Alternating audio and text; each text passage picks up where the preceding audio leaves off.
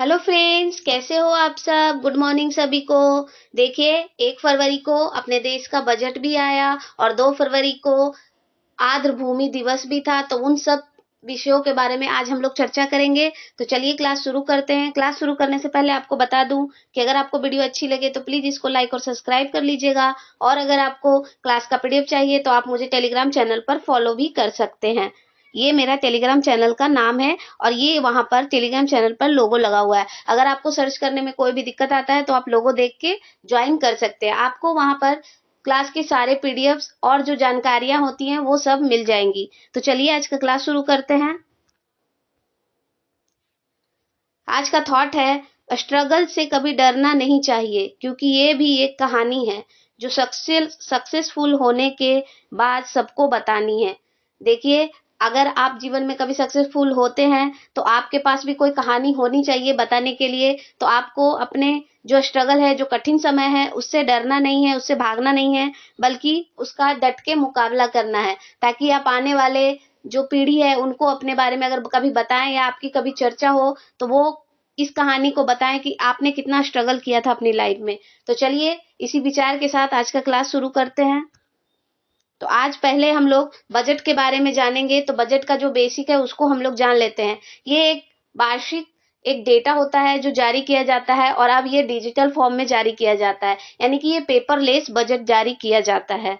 और 2026 और 27 का 2026-27 क्या है, ये फाइनेंशियल ईयर होता है। जैसे कि 1 फरवरी से लेके जो अगले साल तक जो बजट पेश करने का समय है उसको ही हम लोग फाइनेंशियल ईयर कहते हैं। तो ये 2026-27 का बजट है। निर्मला सीतारमन ने 9वीं बार बजट पेश किया है, जो इतिहास में पहली बार ऐसा हुआ कि लगातार किसी ने 2019 से अभी तक बजट पेश कर रही हैं। तो इन्होंने 9वीं बार लगातार बजट पेश किया है। इससे पहले प्रणब मुखर्जी और मोरारजी देसाई जो हैं वो 10 बार बजट पेश कर चुके हैं, लेकिन लगातार नहीं किया है।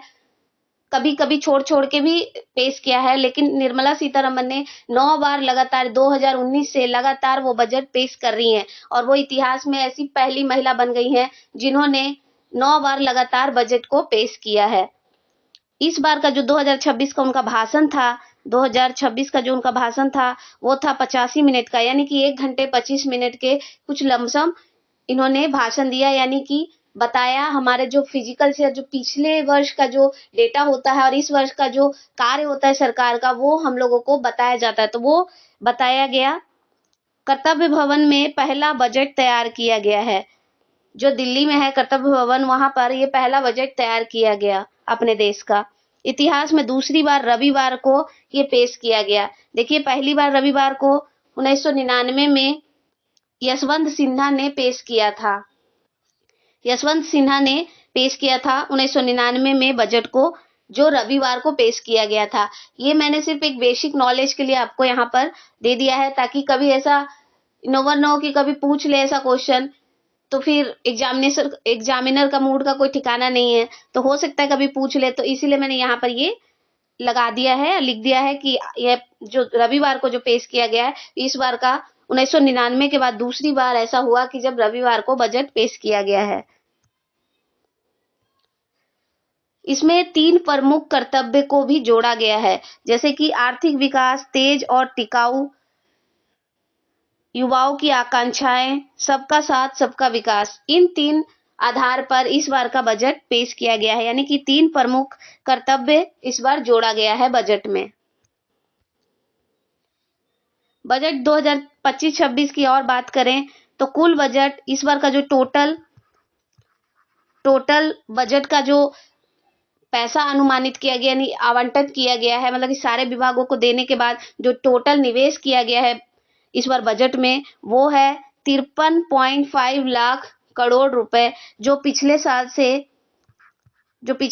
49 करोड़ रुपए थे, लगभग 49 करोड़, उससे काफी बढ़ा है इस साल का बजट में जो पैसा लगाया जाता है।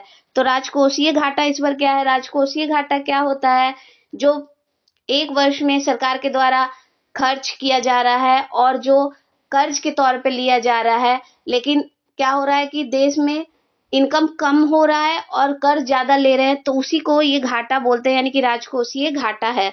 तो ये 4.3% रहा है। जीडीपी विकास अनुमान अगर देखें तो जीडीपी इस साल का जो 2026 और 27 के बीच में जीडीपी का ग्रोथ रहेगा वो 7.4% रहेगा। आगे चलते हैं।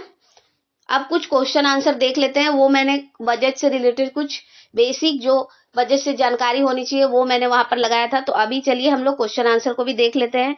बजट 2026-27 में भारत में घोषित भारत विस्तार क्या है? तो भारत विस्तार एक बहुभाषी एआई आधारित टूल है। एआई पर इस बार बहुत फोकस किया गया है भारत सरकार के द्वारा और कहा गया है कि हम एआई में भी आत्मनिर्भर बनना चाहते हैं। तो इस बार एआई पर बहुत फोकस भी किया गया है और आने वाले 2047 तक इस पे फोकस भी किया जाएगा। नेक्स्ट है बजट 2026-27 में रक्षा के लिए कुल कितना पैसा प्रस्तावित किया गया है, यानी डिफेंस के क्षेत्र में कितना पैसे उन लोग को आवंटित किया गया है। तो ये आवंटित किया गया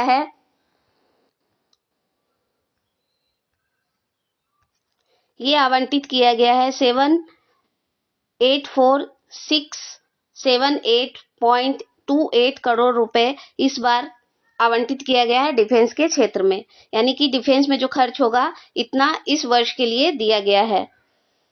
बजट 2026-27 में कितने नए नेशनल वाटरवेज बनाने का प्रस्ताव रखा गया है? तो ये 20 वाटरवेज बनाने का प्रस्ताव रखा गया है।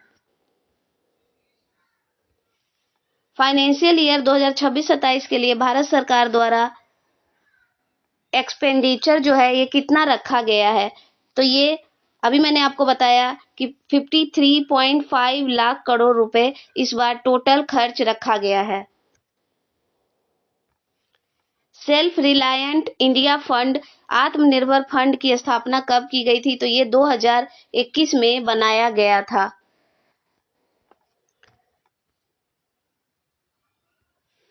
बजट 2025-26 में प्रस्तावित डेडिकेटेड केमिकल पार्क किस मॉडल पर आधारित होंगे? प्लग एंड प्ले पर ये आधारित होंगे। इसमें 3 नए पार्क बनाए जाएंगे जिसमें 600 करोड़ रुपए का निवेश किया गया है। आयात निर्भरता कम करने के लिए पहली बार ऐसा किया जा रहा है, यानी कि डेडिकेटेड जो केमिकल पार्क है और प्लग एंड प्ले का अर्थ यह है कि वहां पर सब कुछ पहले से ही सेटअप होगा और जिसको भी इसमें अपना कंपनी खोलना है या कुछ भी करना है तो उसमें वो सिर्फ वहां जाएंगे, अपना निवेश करेंगे और वो सिर्फ प्लग लगाएंगे और प्ले करेंगे, यानी कि बिजनेस शुरू हो जाएगा। तो इसलिए ये अभी लाया गया है बजट में। बजट 2026-27 में कितने all India institute of Ayurveda स्थापित करने का प्रस्ताव है? तो इसमें तो ये अभी 3 संस्थानों को स्थापित करने की बात कही गई है। खेलो इंडिया मिशन क्या है? तो ये अगले 10 वर्षों का रोड मैप है और इसका ऑब्जेक्टिव क्या है कि एकीकृत यानी इंटीग्रेटेड जो प्रतिभा है उसका विकास करना, कोचिंग विकास करना यानी ट्रेनिंग देना बच्चों को। जो खेलो इंडिया यानी कि खेलो इंडिया मिशन जो है 2018 में आया था उसको और भी बढ़ावा देने के लिए इसमें और निवेश किया गया है। विज्ञान एवं तकनीक में बच्चों को आगे बढ़ाया जाए। चलिए आगे बढ़ते हैं। बजट 2026-27 में पब्लिक कैपिटल एक्सपेंडिचर कैपेक्स कितने तक बढ़ाने का अनुमान है? तो ये 12.2 लाख करोड़ रुपए का रखा गया है। नेक्स्ट क्वेश्चन, बजट 2026-27 में जीडीपी का फिजिकल डेफिसिट यानी कि राजकोषीय घाटा कितने प्रतिशत रहने का अनुमान लगाया गया है? तो अभी मैंने आपको बताया कि 4.3% अनुमान लगाया गया है राजकोषीय घाटा का। अगले क्वेश्चन पे चलते हैं। बजट 2026-27 में सिक्योरिटी ट्रांजैक्शन टैक्स कितना रखा गया है? तो अभी ये 0.15% रखा गया है। नेक्स्ट क्वेश्चन, नया डेडिकेटेड फ्रिगेट कॉरिडोर किन 2 स्थानों को जोड़ेगा? तो ये दानकुनी यानी कि पश्चिम बंगाल में ये जगह है, पश्चिम बंगाल, उसको सूरत के साथ जोड़ेगा ये। चलिए आगे बढ़ते हैं।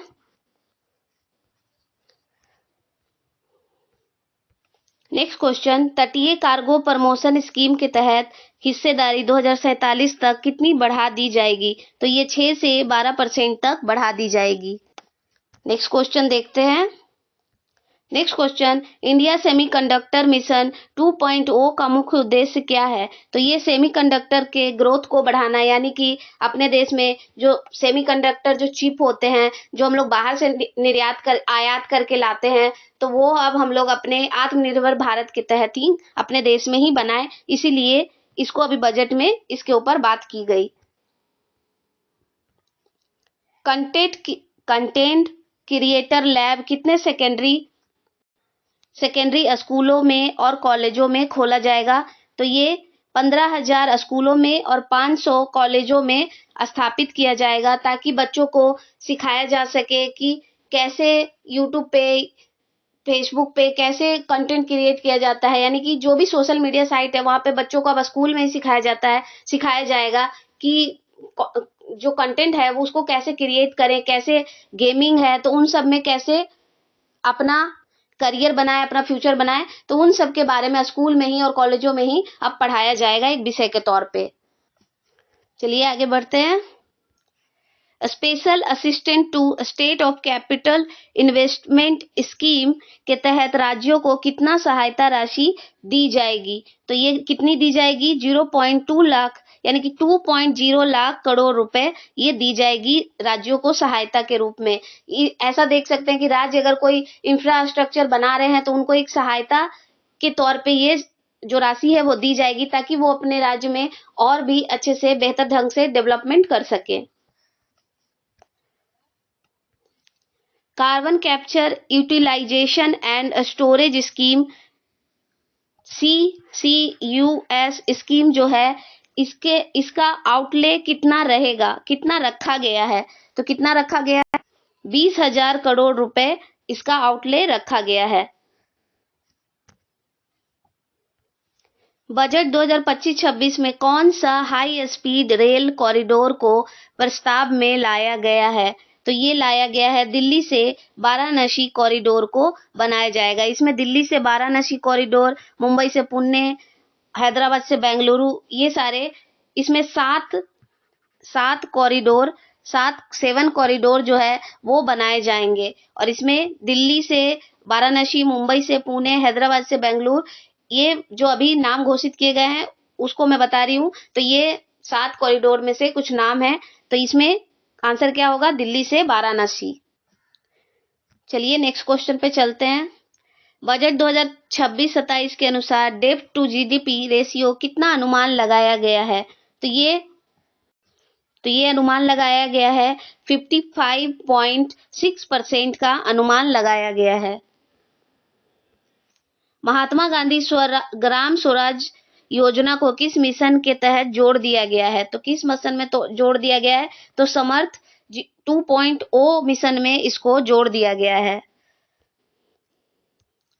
बजट 2026-27 में जल जीवन मिशन के लिए कितनी राशि आवंटित की गई है? तो जल जीवन मिशन के लिए 67,670 करोड़ रुपए जो है वो अभी आवंटित की गई है जल जीवन मिशन के लिए, ताकि हर घर में नल का जल पहुंचाया जा सके। और अभी पहुंचाया भी जा रहा है, लेकिन और इसको रफ्तार देने के लिए इसमें और भी इस पे जो पैसा है वो इनको दिया गया है।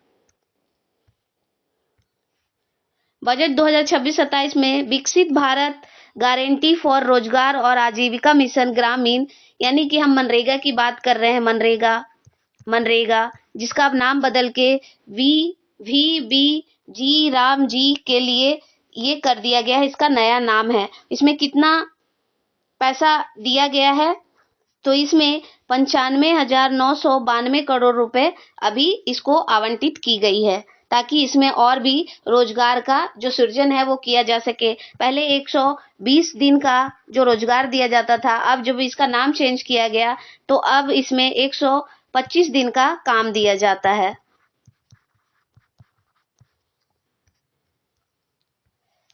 बायोफार्मा शक्ति क्या है?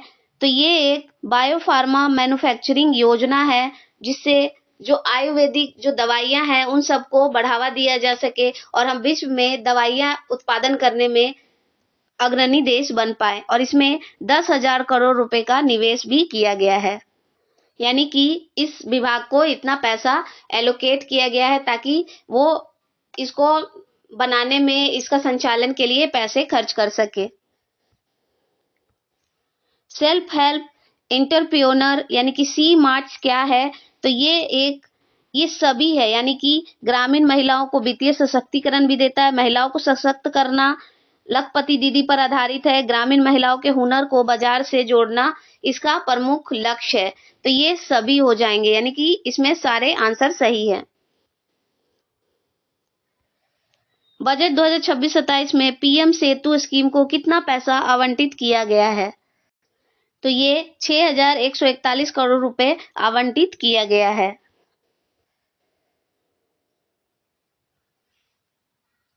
National council of hotel management को अपग्रेड करके कौन सा नया नाम दिया गया है? तो ये नया नाम क्या दिया गया है?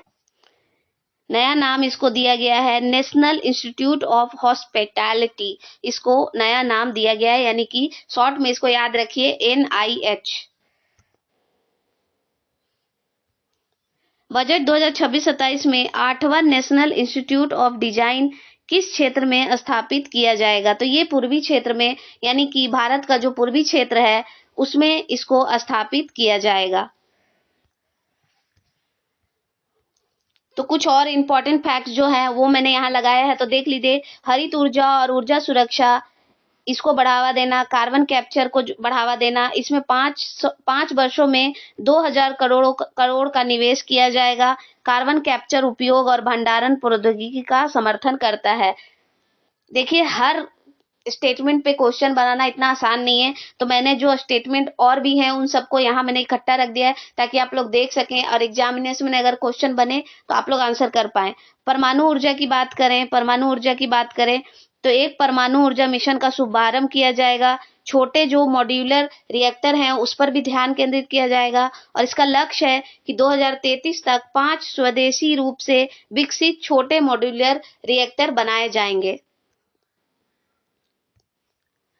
पीएम सूर्य घर योजना की बात करें तो ये इसमें 22,000 करोड़ रुपए आवंटित किए गए हैं। और ये क्या है पीएम सूर्य घर योजना? तो इसमें सरकार अपनी तरफ से पैसे देती है और आप अपने छतों पर सोलर पैनल जो है वो लगवा सकते हैं और बिजली की बचत कर सकते हैं। तो इसीलिए इस योजना को भी 22 करोड़ रुपए आवंटित किए गए हैं। आवासीय छत पर जो सौर ऊर्जा है वो लगाया जाता है, उसको बढ़ावा दिया जाता है। इसमें सौर ऊर्जा पावर जो है उसको बढ़ावा दिया जाता है।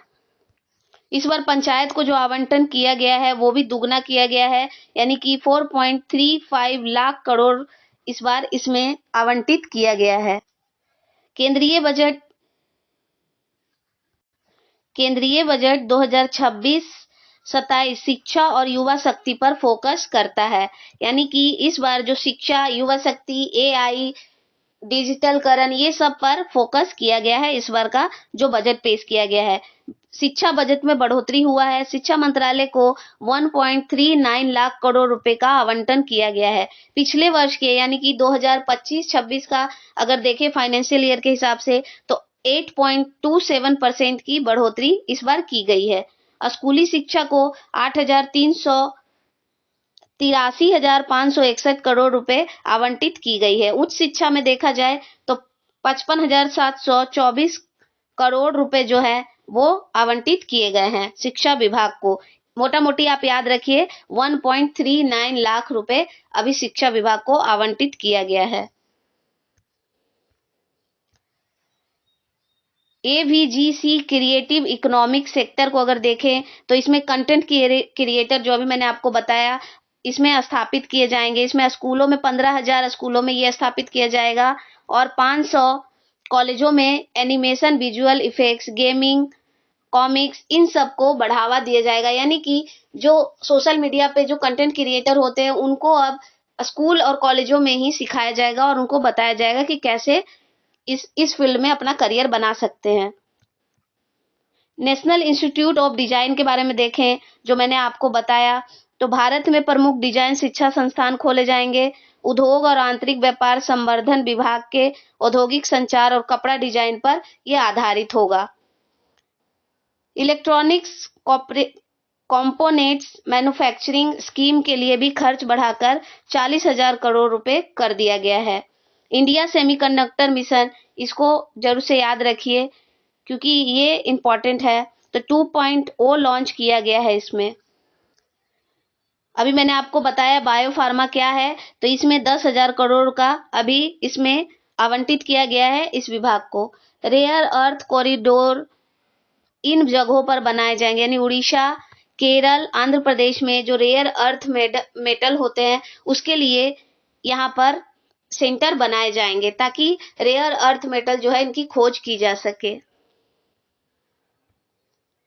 कृषि और संबंधित क्षेत्र देखें, कृषि और संबंधित और जो क्षेत्र हैं, तो इसमें आप कितना आवंटन किया गया है, तो इसमें आवंटन किया गया है 162,671 करोड़ रुपए आवंटित किए गए हैं। पिछले साल के मुकाबले 7.1% की बढ़ोतरी इस बार हुई है। भारत विस्तार लॉन्च किया गया है, तो भारत विस्तार क्या है? एक बहुभाषी AI आधारित कृषि सलाहकार प्लेटफॉर्म लॉन्च किया गया है। किसानों को मौसम, फसल, बाजार के बारे में ये मार्गदर्शन देगा। मैंने पहला ही क्वेश्चन इसी पर बनाया था। मुख्य मैक्रो इकोनॉमिक संकेतक क्या है? तो राजकोषीय घाटा वित्त वर्ष में अगर देखें 2026-27 में तो 4.3% रहने का आशा है और 2025-26 में ये कितना था? तो 4.4% ये रहा था। सार्वजनिक पूंजीगत व्यय को देखें तो ये कितना है? 12.2 लाख करोड़ रुपए इसमें आवंटित किए गए हैं। पिछले वर्ष की तुलना में ये 11.4% की इसमें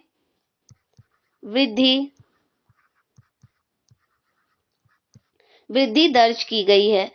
इंफ्रास्ट्रक्चर आधारित विकास को बनाए रखने का लक्ष्य GDP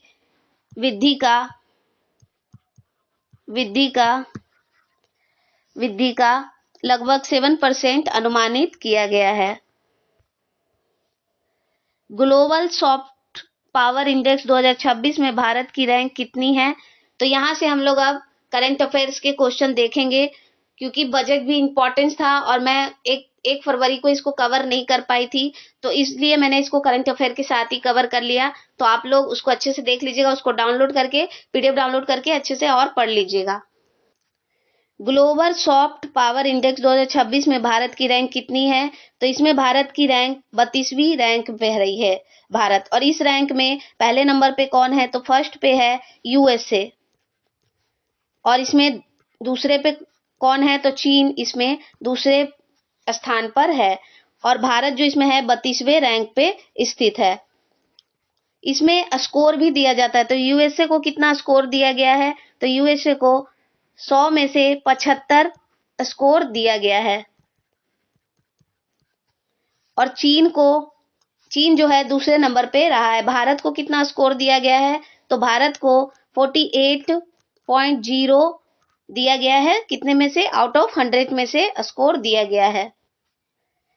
इसमें कई बेसेस होते हैं, यानी कि इसमें 55 जो इसमें बेसेस हैं, 55 बेसेस, उस पर इस पे ये डेटा जारी किया जाता है। जैसे कि हमारा किसी देश के साथ कैसा रिश्ता है, यानी कि सॉफ्ट पावर का ये अर्थ है कि हमारा जो संस्कृति है, कल्चर है, हमारा अन्य देशों से आदान प्रदान कैसा है। अगर हार्ड पावर इंडेक्स की बात करें तो अगर हम किसी देश के साथ युद्ध में है तो हमने कितनी मिसाइलें, आर्म कितनी यूज की, उन सब पर डेटा जारी होता है। लेकिन ये सॉफ्ट पावर यानी कि हमारा अन्य देशों के साथ रिश्ता कैसा है, हम किस तरह व्यवहार करते हैं लोगों के साथ, उसके ऊपर ये डेटा है। तो उसमें भारत 32वें रैंक पर है और पहले स्थान पे USA है।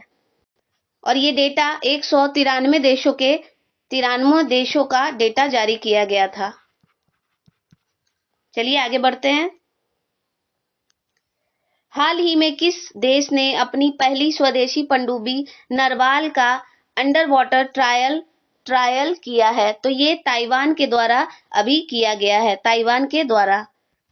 और ये सैलो वाटर पनडुब्बी है, यानी पनडुब्बी का अर्थ ये होता है कि जो पानी में, जो समुद्र में है, आधा पानी के अंदर रहता है और आधा वो ऊपर रहता है। पानी के ऊपर भी रह सकता है और पानी के अंदर भी रह सकता है, तो इसको हम लोग सैलो वाटर कहते हैं। सैलो वाटर यानी कि ये पानी के अंदर आधा रह सकता है और आधा ऊपर भी रह सकता है, सैलो वाटर। और इसका नाम नरवाल है और ये ताइवान का पहला स्वदेशी पनडुब्बी है जो इसने अभी बनाया है। और इसमें ये कितने पनडुब्बी बनाएगा, तो 8 सबमरीन को ये बनाएगा। सबमरीन यानी पनडुब्बी को बनाएगा। और इसने किसकी टेक्नोलॉजी का यूज किया है, तो यूएसए एंड जो यूके है, यूके यानी कि यूनाइटेड किंगडम, उसकी टेक्नोलॉजी का इसने यूज किया है। और इसमें ये पहली स्वदेशी है इसकी। और अगर ताइवान के बारे में देखें तो इसकी राजधानी क्या है, ताइपी। ताइपी इसकी राजधानी है। और यहाँ पर फॉर्मोसा आइलैंड पर ये स्थित है। फॉर्मोसा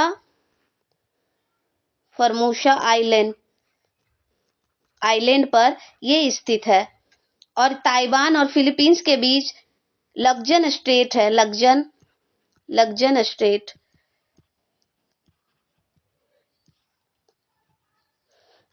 है किसके किसके बीच, फिलीपींस और ताइवान के बीच में।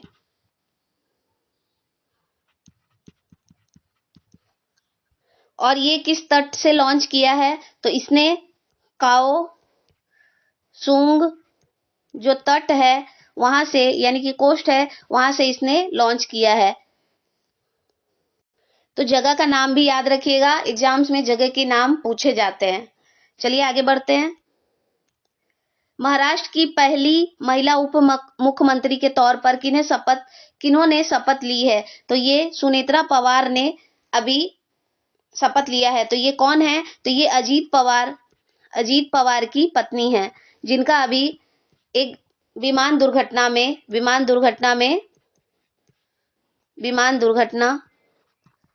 मृत्यु हो गई। तो ये महाराष्ट्र के उप मुख्यमंत्री थे, तो उन्हीं की जगह पर अभी उनकी पत्नी को, सुनेत्रा पवार को, उप मुख्यमंत्री का पद सौंपा गया है। और इनके जो बेटे हैं पाथ,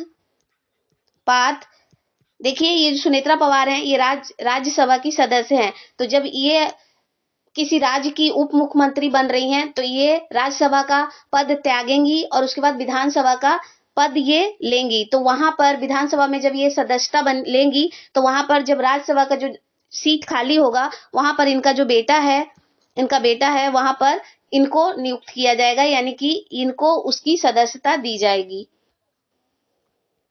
इनकी पार्टी का नाम क्या है, तो इनकी पार्टी का नाम है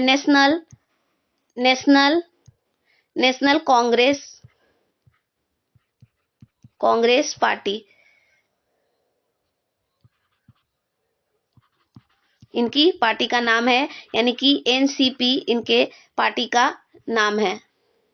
और इनको शपथ दिलाया किसने है, तो इनको शपथ जो दिलाया है, शपथ तो वो आचार्य देवव्रत, जो राज्यपाल हैं वहां के, आचार्य देवव्रत जो महाराष्ट्र के अभी कार्यकारी राज्यपाल हैं। ये गुजरात के भी राज्यपाल हैं और साथ में ये महाराष्ट्र के भी राज्यपाल हैं, तो इन्होंने इन्हें शपथ दिलाया। चलिए आगे बढ़ते हैं।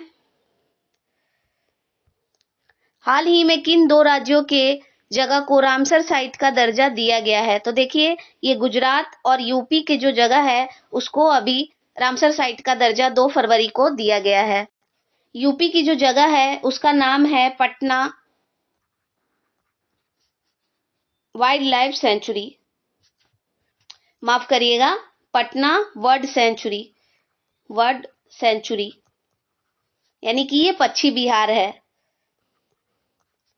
पटना से आप कंफ्यूज मत होइएगा कि ये बिहार की राजधानी है, नहीं, ये एक जगह है उत्तर प्रदेश में और वहां पर ये वर्ड सेंचुरी है, उसी को ये दिया गया है। और ये 97 नंबर का, यानी कि भारत के तौर पे देखें तो ये 97 नंबर का साइट बना है रामसर में। टोटल अभी कितना हो गया है, तो टोटल अगर रामसर साइट देखें, टोटल देखें तो कितना हो गया है, तो टोटल हो गया है 98। तो 98वां नंबर का जो गुजरात में दिया गया है वो किसको दिया गया है, तो छारी दांड इसको अभी दिया गया है। और यहाँ पर ये कच्छ में है, कच्छ में स्थित है, कच्छ में स्थित है, गुजरात में कच्छ के जो जगह है वहां पर ये स्थित है। और यहाँ पर क्या पाया जाता है, तो यहाँ पर क्रेन पक्षी पाई जाती है, क्रेन पक्षी पाए जाते हैं। और यूपी वाला जो है, यहाँ पर कौन सी पक्षी पाई जाती है, तो यहाँ पर रोजी, रोजी, पेलियन, पेलिकॉन, ये पक्षी पाई जाती है यहाँ पर। और ये घोषणा किया किसने, तो ये घोषणा किया है पर्यावरण जो वन मंत्रालय है उसके द्वारा ये घोषणा किया गया है। और ये रामसर की जो हम बात कर रहे हैं, रामसर की बात कर रहे हैं, तो रामसर है कहाँ पर, रामसर कहाँ पर है, तो ये ईरान का एक जगह है, ईरान का जगह है। यहीं पर 2 फरवरी 2 फैब 1971 को एक कन्वेंशन हुआ था, कन्वेंशन हुआ था। उसी को याद करने के लिए हम लोग 2 फरवरी को वेटलैंड डे मनाते हैं। और भारत इसमें कब शामिल हुआ था, तो भारत इसमें 1982 को शामिल हुआ था, 1982 को भारत इसमें शामिल हुआ, भारत। और फर्स्ट जो साइट था भारत का, अगर भारत का देखें, भारत का फर्स्ट रामसर, रामसर के बारे में देखें तो पहला रामसर कौन था, फर्स्ट रामसर का देखें तो ये चिल्का, चिल्का लेक, चिल्का लेक था। चिल्का लेक कहाँ है, तो ये ओडिशा में, ओडिशा में स्थित है, ओडिशा में स्थित है। और सबसे बड़ी अगर भारत की देखें रामसर साइट कौन है बड़ी, तो बड़ी सबसे सुंदरवन है, सुंदरवन। सबसे छोटी अगर देखें, छोटी, तो छोटी रेणुका है, ये हिमाचल प्रदेश में स्थित है, रेणुका लेक हिमाचल प्रदेश में स्थित है। और अब कितने हो गए हैं, अब 2026 में अगर देखें, 2026 में तो ये अब 98 हो गए हैं। और सबसे ज्यादा साइट कहाँ है भारत में, अगर मैक्सिमम साइट देखें तो मैक्सिमम साइट कहाँ है, तमिलनाडु में, तमिलनाडु में स्थित है। कितने हैं, 20 साइट, 20 साइट रामसर साइट जो है वो 20 साइट तमिलनाडु में स्थित है और सबसे ज्यादा है। चलिए आगे बढ़ते हैं। हाल ही में लाल अरोरा गतिविधि भारत के किस राज्य में देखा गया है, तो ये लाल अरोरा क्या है, एक प्राकृतिक घटना है जो अभी भारतीय खगोलीय वेधशाला लद्दाख में देखा गया। तो ये कहाँ देखा गया, लद्दाख में। तो ये इस तरह का प्राकृतिक गतिविधि था जो अभी यहाँ पर भारतीय खगोलीय वेधशाला है वहीं से ये देखा गया है। तो चलिए आगे बढ़ते हैं। रुद्र हेलीकॉप्टर को उड़ाने वाली पहली कैप्टन महिला कौन बनी है, यानी कि इसकी कैप्टन कौन बनी है, तो ये बनी है हंसा शर्मा, कैप्टन हंसा शर्मा जो पहली महिला रुद्र हेलीकॉप्टर को उड़ाने वाली है, पहली महिला बनी है। और इसको बनाया किसने था रुद्र हेलीकॉप्टर को, तो इसको HAL ने बनाया था, हिंदुस्तान एरोनॉटिक्स लिमिटेड के द्वारा इसको बनाया गया था। और ये कहाँ से है, कैप्टन हंसा ये जो है ये कहाँ से है, तो ये जम्मू एंड कश्मीर से, जम्मू एंड कश्मीर से बिलोंग करती हैं। और इन्होंने नासिक में ट्रेनिंग किया है, ट्रेनिंग किया है। और ट्रेनिंग, और इनको एक अवार्ड भी दिया गया है, सिल्वर चीता अवार्ड इनको प्रदान किया गया है। स्पाइसेस फेस्टिवल किस शहर में शुरू हुआ है, मेघालय के नेतृत्व में आयोजन किया गया, यानी कि मेघालय ने उसको लीड किया है, तो ये मुंबई में आयोजित किया गया है। अगर आप कंफ्यूज हो रहे हैं कि मेघालय ने क्यों नेतृत्व किया है मुंबई में, तो देखिए यहाँ का जो हल्दी है उसी को यहाँ पर हल्दी और जो स्पाइसेस है उन सब का यहाँ प्रदर्शन किया गया और मेघालय के नेतृत्व में प्रदर्शित किया गया। और मुंबई में जो जियो वर्ल्ड ड्राइव है वहां पर इसका आयोजन किया गया। और यहाँ पर हल्दी को जो लाकडोंग जो हल्दी है, हल्दी उसको GI टैग दिया गया है, GI टैग जो मेघालय का है वहां पर इसको भी प्रदर्शित किया गया। और GI टैग क्या होता है, ज्योग्राफिकल इंडिकेशन यानी भौगोलिक संकेत इसको कहते हैं। और ये दिया कितने वर्षों के लिए जाता है, तो 10 वर्षों के लिए ये प्रदान किया जाता है, एक विशिष्ट पहचान के लिए दिया जाता है। और ये इसका आयोजन कब से कब किया गया, तो इसका आयोजन 30 जनवरी से 1 फरवरी के बीच में इसको आयोजित किया गया। चलिए आगे बढ़ते हैं।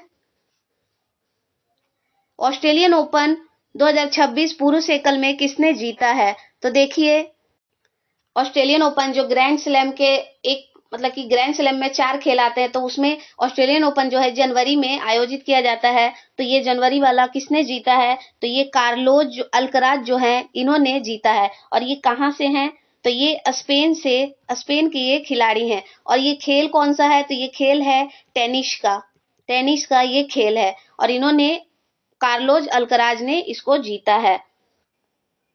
और ये इनके जीवन का पहला यानी कि इनके जो खेल करियर है उसका पहला ऑस्ट्रेलियन ओपन है। ये ऑस्ट्रेलियन ओपन इनका फर्स्ट वाला ऑस्ट्रेलियन ओपन इन्होंने जीता है। इससे पहले इन्होंने 2 फ्रेंच ओपन जो है, 2 फ्रेंच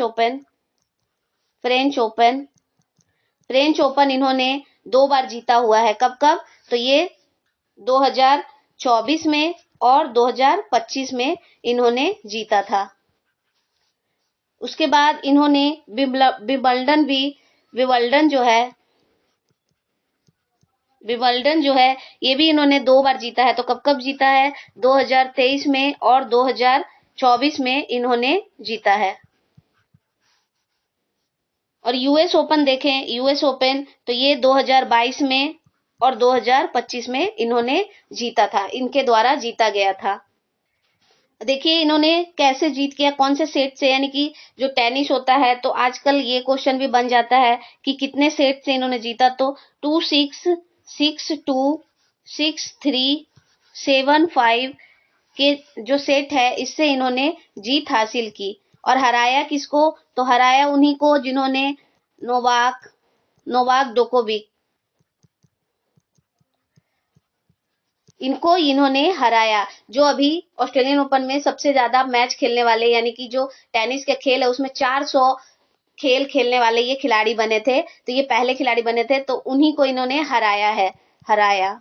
और ये कहाँ से हैं, तो ये सर्बिया से बिलोंग करते हैं। अगर ऑस्ट्रेलियन ओपन महिला की बात करें, ऑस्ट्रेलियन ओपन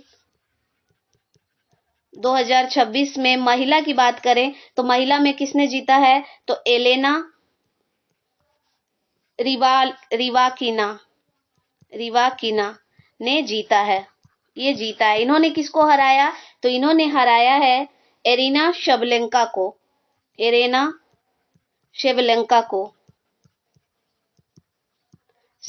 को हराया।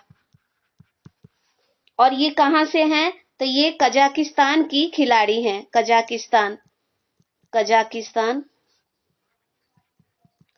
कजाकिस्तान की ये खिलाड़ी हैं।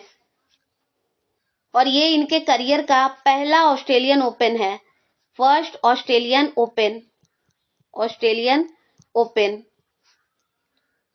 ओपन इनका पहले करियर का है। लेकिन ये इनका ग्रैंड स्लैम पहला नहीं है। इससे पहले, इस ऑस्ट्रेलियन ओपन से पहले इन्होंने ग्रैंड स्लैम विंबलडन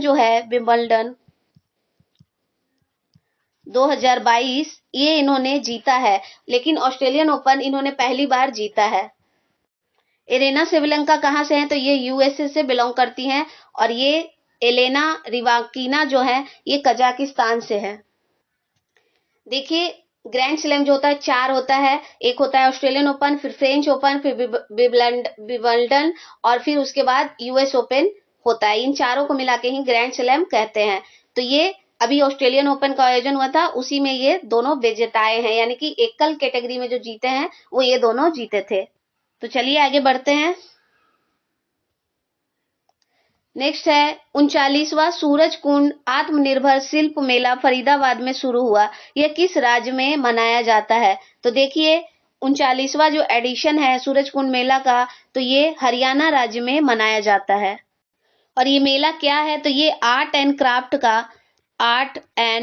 क्राफ्ट का जो क्राफ्ट का मेला है, उसी पर ये फोकस है, उसी पर ये मेला आयोजित किया जाता है। और ये इस बार का 39वां एडिशन है इसका, 39th एडिशन। और ये आयोजन कब से कब तक होगा, तो ये 31 जनवरी से 15 फरवरी के बीच में इसको आयोजित किया जा रहा है। और इस मेले में यूपी और मेघालय जो है, मेघालय मेघालय ये लोग विशेष राज्य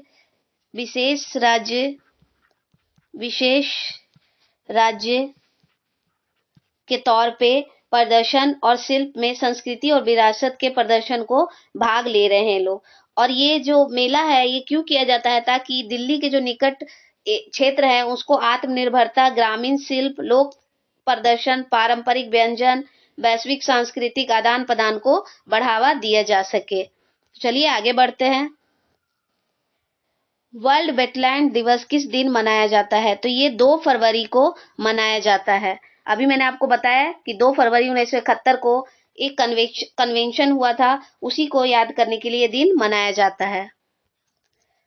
ये रामसर कन्वेंशन क्या है, यानी कि वेटलैंड डे क्या है, तो ये ईरान में जो कन्वेंशन हुआ था 1971 में 2 फरवरी को, उसी दिन को याद करने के लिए ये दिन मनाया जाता है। इसका मुख्यालय कहाँ है, मुख्यालय देखें तो इसका सचिवालय जो है वो स्विट्जरलैंड में स्थित है। स्विट्जरलैंड में कहाँ पर, एक ग्लैंड नाम की जगह है, वहां पर इसका मुख्यालय है। और इसमें 172 सदस्य देश अभी तक शामिल हैं, यानी कि रामसर में 172 देश शामिल हैं। 2026 का विषय क्या है, यानी कि इसकी थीम क्या है, 2026 में इसका थीम क्या है, तो आंध्र भूमि और पारंपरिक ज्ञान, सांस्कृतिक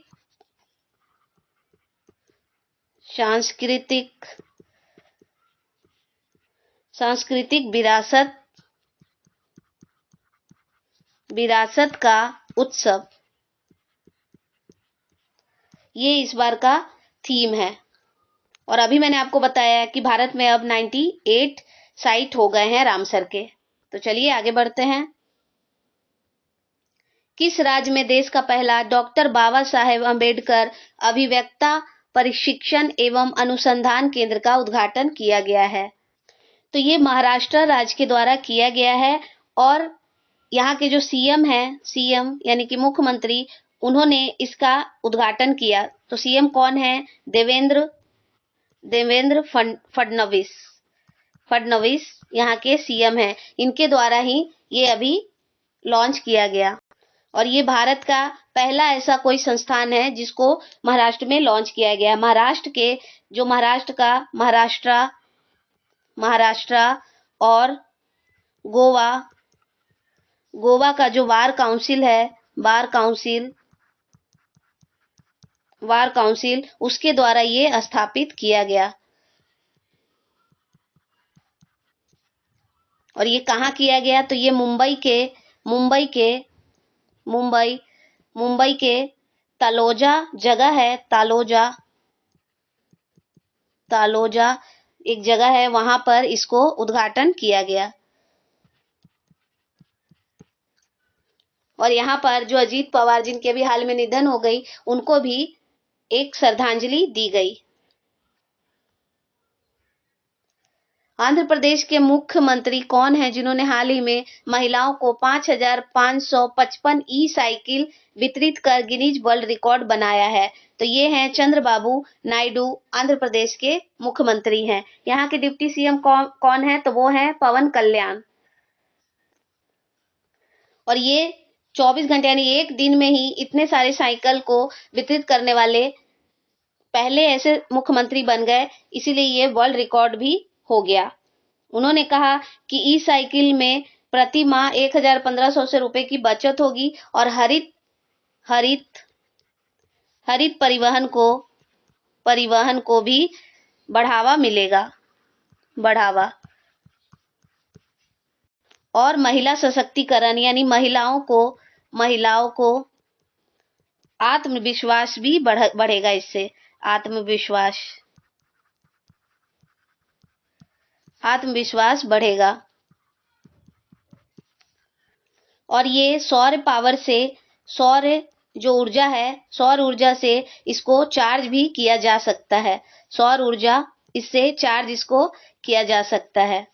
और ये 60 किलोमीटर तक चल सकती है। 60 किलोमीटर अगर एक बार चार्ज हो गई तो ये 60 किलोमीटर तक चल सकती है। हाल ही में किस राज्य के द्वारा शहरी शैली के निर्माण विकास के लिए आनंद जिले के भद्रन से मुख्यमंत्री ग्रामोत्थान योजना का शुभारंभ किया गया है? तो ये शुभारंभ किया गया है गुजरात के द्वारा, ताकि जो शहरी क्षेत्र में जो सुविधाएं हैं, जो इंफ्रास्ट्रक्चर है, वो गांवों में भी इसको बढ़ावा दिया जा सके। इसलिए इसको गुजरात के जो मुख्यमंत्री हैं उन्होंने इसे लॉन्च किया है। कौन है मुख्यमंत्री यहाँ के? तो यहाँ के सीएम है भूपेंद्र भाई पटेल, यहाँ के सीएम हैं। और पहले चरण में, फर्स्ट चरण में 114 जो तालुका उनको इसमें शामिल किया गया है। गांवों को, जो तालुका वाले, जो 114 तालुका वाले गांव है उनको शामिल किया गया है। और ये भद्रन एक जिला है, वहां से इसको लॉन्च किया गया मुख्यमंत्री के द्वारा। और इसमें निवेश कितना किया जा रहा है? तो इसमें 663 करोड़ रुपए की लागत से बनने वाली, इसमें इतना निवेश किया गया।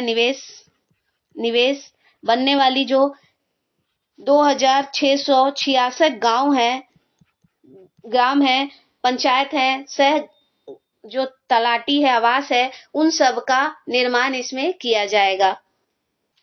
तो चलिए आगे बढ़ते हैं। अब पंजाब के आदमपुर एयरपोर्ट का नाम बदल के किनके नाम पर रख दिया गया है? देखिए, पंजाब में एक आदमपुर एयरपोर्ट है, तो उसका नाम बदल के गुरु रविदास जी की जयंती पर गुरु रविदास जी महाराज जी एयरपोर्ट, इसका नाम रख दिया गया है। इनकी जयंती मनाई गई 1 फरवरी को। उसी दिन इसको एक जालंधर में एक कार्यक्रम हो रहा था। जालंधर में एक कार्यक्रम के दौरान इसको लॉन्च किया गया। गुरु रविदास की बात करें तो ये जो है, ये 15वीं से 16वीं सदी के जो है, 16वीं सदी के ये भक्ति आंदोलन के संत थे। भक्ति आंदोलन के ये संत थे। और इनके द्वारा जो जातिगत भेदभाव होता है, भेदभाव उसको रोकने का भी काफी कार्य किया गया था। क्योंकि ये जो है, ये खुद ही चमार जाति से ये बिलोंग करते हैं, तो इनमें तो और भी ज्यादा भेदभाव होता है। तो उसी को ये कम करने के लिए इन्होंने काफी काम किया था। इसी के लिए इनको जाना जाता है।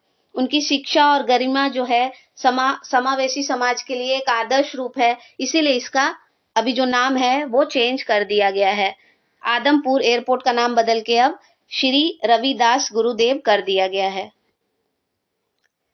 5वां रुसूमा ऑरेंज फेस्टिवल ग्रामीण समृद्धि का जश्न कहाँ मनाया गया? तो इसका जो आयोजन किया गया, इसका आयोजन नागालैंड में किया गया है। और इसका जो थीम है, इस बार का थीम है, वो है रुसोमा की समृद्धि। रुसोमा एक गांव है। रुसोमा जो है एक गांव है और इसी की समृद्धि की यहाँ पर बात हो रही है। तो ये थीम भी रुसोमा की समृद्धि, इसका थीम रखा गया है। और ये नागालैंड में मनाया गया है। और ये गांव है कहाँ पर? तो ये गांव है कोहिमा, जो नागालैंड की राजधानी है, वहीं पर ये स्थित है। और इसकी शुरुआत कब से हुई है? तो इसकी शुरुआत हुई है 30 जनवरी से इसकी शुरुआत हो गई है। और ये क्यों मनाया जा रहा है? ताकि जो बागवानी खेती होती है, उसको बढ़ावा दिया जा सके, खेती को बढ़ावा दिया जा सके, ताकि जो किसान हैं किसान हैं वो सीधे ग्राहकों से जुड़ सके, सीधे सीधे ग्राहकों से जुड़ सके। तो चलिए नेक्स्ट क्वेश्चन पे चलते हैं। नेक्स्ट क्वेश्चन है, किस राज्य ने उड़ान योजना के तहत सबसे सक्रिय राज्य का पुरस्कार जीता है? तो ये अभी उत्तर प्रदेश को ये योजना माफ करिएगा, उत्तर प्रदेश को ये अवार्ड दिया गया है। इसको क्यों दिया गया? जो उड़ान योजना है उसके तहत इसने बहुत अच्छा कार्य किया है, इसके लिए इसे सक्रिय राज्य का पुरस्कार दिया गया है। उड़ान योजना जो है वो क्या है? उड़ान योजना क्या है? तो ये इसका फुल फॉर्म है उड़े देश का आम नागरिक, इसका फुल फॉर्म है उड़े देश का आम नागरिक। और ये क्षेत्रीय जो हवाई अड्डे होते हैं, क्षेत्रीय हवाई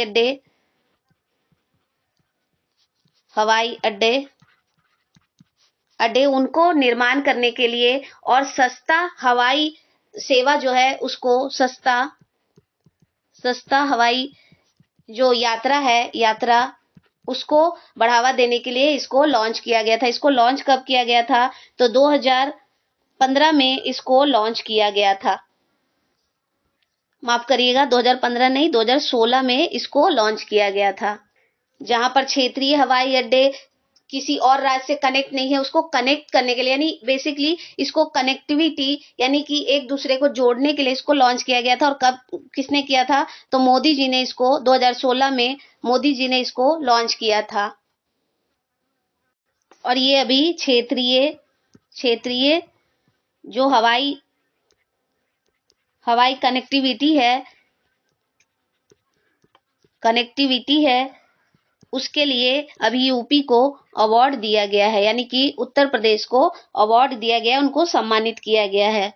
उड़ान योजना का मंत्रालय क्या है? तो इसका मंत्रालय है नागरिक उड्डयन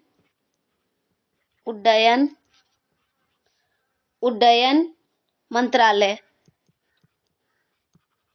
इसके अंदर ये कार्य करता है। तो जैसा मैंने आपको बताया कि ये कनेक्टिविटी के लिए ये योजना लॉन्च किया गया था 2016 में। और ये जो मतलब कि सारे जो अपने देश के हैं एयरपोर्ट है जो अभी कार्यरत नहीं है उसको फिर से शुरू करना, उसके डेवलपमेंट के लिए कार्य करना, यही सब इसका कार्य है। और इसी में यूपी सक्रिय बहुत अच्छे से कार्य किया है इसी के लिए, क्योंकि ये भारत का यूपी ऐसा राज्य है जहां पर 6 एयरपोर्ट हैं। तो ये भारत का सबसे पहला ऐसा राज्य है जिसके पास इतने सारे एयरपोर्ट हैं। तो इसीलिए इसको ये अवार्ड अभी दिया गया है। आज का लास्ट क्वेश्चन है, दिल्ली हाट में जागरूकता अभियान के साथ राष्ट्रीय कुष्ठ रोग दिवस किस दिवस मनाया गया? राष्ट्रीय कुष्ठ रोग दिवस जो है ये किस दिन मनाया जाता है? तो ये किस दिन मनाया जाता है? तो ये 30 जनवरी को मनाया जाता है। राष्ट्रीय कुष्ठ दिवस जो 30 जनवरी को मनाया जाता है, क्यों मनाया जाता है? तो महात्मा गांधी जो हैं, महात्मा गांधी जो है इनके द्वारा इसके लिए बहुत कार्य किया गया था, बहुत सक्रिय रूप से इसके लिए इन्होंने कार्य किया। इसी को याद करने के लिए ये दिन मनाया जाता है। जो लिप्रोसी यानी कि कुष्ठ है, यानी कि जो बॉडी पे सफेद सफेद पैचेस पड़ जाते हैं, कई लोगों को आपने देखा भी होगा, तो उसी को कम करने के लिए इसको मनाया जाता है, ताकि लोगों को जागरूकता दिया जा सके। जागरूकता के लिए ये मनाया जाता है। और इसका वायरस क्या है? कुष्ठ रोग का जो वायरस है, वायरस क्या है? तो इसका वायरस है माइक्रोबैक्टीरियम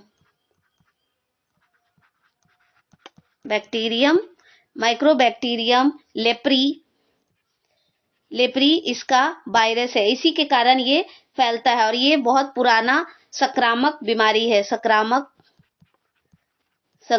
बीमारी है। और इसके लिए सरकार के द्वारा राष्ट्रीय कार्यक्रम भी एक चलाया जाता है, जिसके तहत मुफ्त में इसका इलाज भी किया जाता है। और इसके लिए थेरेपी भी दी जाती है जिसका नाम है मल्टी ड्रग थेरेपी, इसके द्वारा लोगों को ट्रीट भी किया जाता है। MDT, इसके द्वारा ये इलाज भी इसका संभव है। और ये किसको प्रभावित करता है? तो ये हमारी त्वचा जो है, त्वचा और तंत्रिका जो है, तंत्रिका तंत्र जो है हमारा, उसको ये प्रभावित करता है और हमारी जो बॉडी पे है सफेद सफेद पैचेज पड़ जाते हैं। इसी को कम करने के लिए दिवस मनाया जाता है और महात्मा गांधी भी इसको कम करने के लिए काफी काम किए थे। तो उसी को याद करने के लिए हर वर्ष ये मनाया जाता है। और ये इसलिए मनाया जाता है ताकि लोगों के अंदर जो जिसको भी ये हो जाता है उसके अंदर ये हीन भावना, जो लोग भी उनका मजाक उड़ाते हैं, उन सबको कम करना और जागरूकता फैलाने के लिए इसे मनाया जाता है। तो चलिए, आई होप आप लोग समझ गए होंगे। Thank you for watching. फिर मिलेंगे अगले क्लास में। आप क्लास का प्लीज नोट्स बना लीजिएगा। आज का क्लास थोड़ा लंबा हो गया क्योंकि मैंने बजट भी अलग से नहीं पढ़ाया था, साथ में ही था, तो थोड़ा लंबी क्लास हो गई। लेकिन आप लोग थोड़ा पेशेंस रख के क्लास देखिएगा, PDF डाउनलोड करके पूरा बजट पढ़ लीजिएगा ताकि आप लोग को एग्जामिनेशन में जो भी क्वेश्चन बने वो सब आप कर पाए। तो चलिए, पढ़ते रहिए, आगे बढ़ते रहिए। फिर मिलेंगे अगले क्लास में। बाय सभी को।